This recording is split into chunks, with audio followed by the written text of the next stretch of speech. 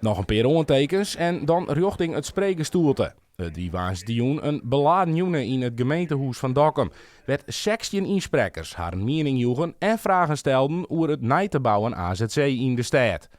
Waarom hebben we nog steeds een injectie in de dictie? Het komt voor ons alweer heel snel.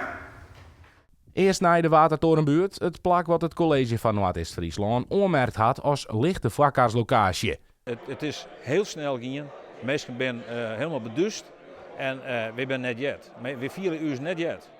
En het besef ik net wat dit betekent, deze impact van 10 tot 20 jaar, dat iets betekent dat grenst on ons wik.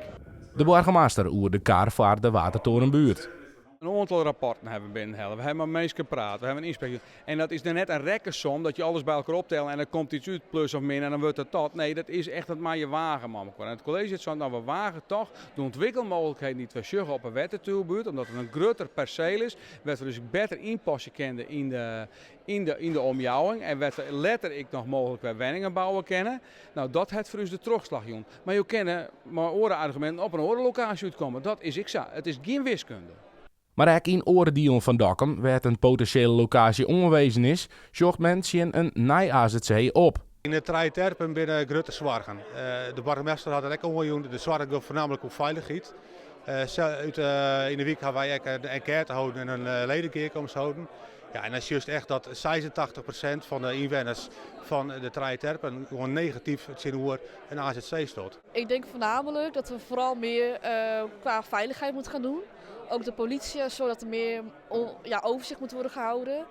Even in alle eerlijkheid, veiligheid is de zorg nummer 1, nummer 2 en nummer 3 bij de mensen. Daar gaat het om. Veiligheid, veiligheid, veiligheid. En die moeten we echt heel serieus mee omgaan. Het wordt voor de omwonenden nog meerdere weken afwachten. 5 juni neemt de gemeente een locatiebesluit.